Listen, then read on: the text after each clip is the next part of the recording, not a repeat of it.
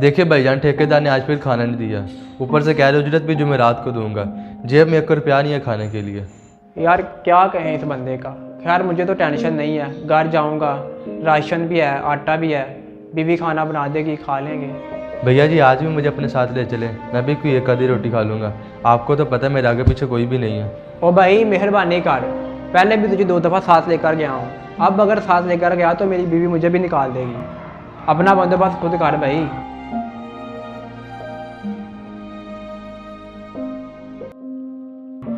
अपना बंदोबस्त खुद कर भाई, कर भाई, कर भाई, कर।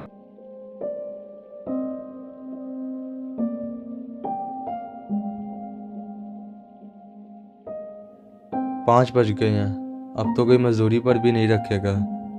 क्या मुझे किसी से मांग लेना चाहिए? 1 रोटी ही तो है, कोई भी दे देगा।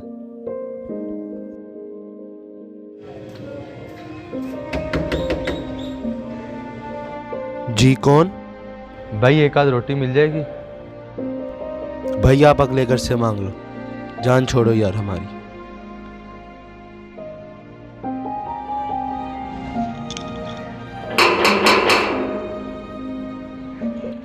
जी भाई। भाईजान 1 आधी रोटी मिल जाएगी? नहीं है, अगले घर से ले लो।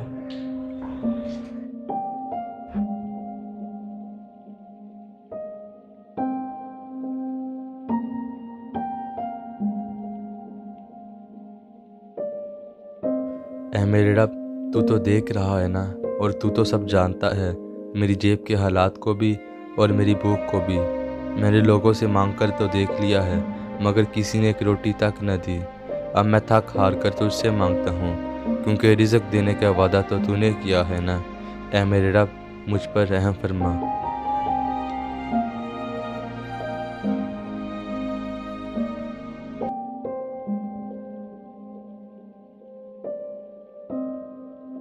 अरे यार, सलीम भाई के घर पर तो ताला लगा हुआ है।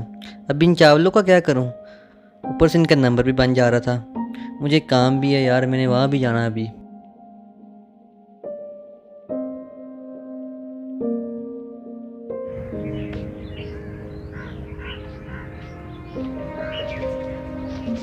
भाईजान, जिन्हें मैं चावल देने आया था, ये सलीम भाई है ना, उनको चावल देने आया था।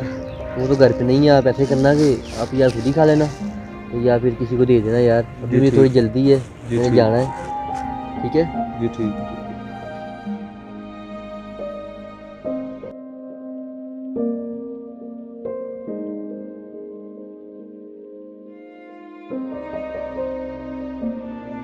वो तुम्हें वहां से रिज़्क देगा जहां से तुम्हें गुमान भी नहीं। उसके हो के तो देखो। अल्लाह अकबर। अल्लाह के हो जाओ तो फिर वो तुम्हारी जरूरतों का कफील है।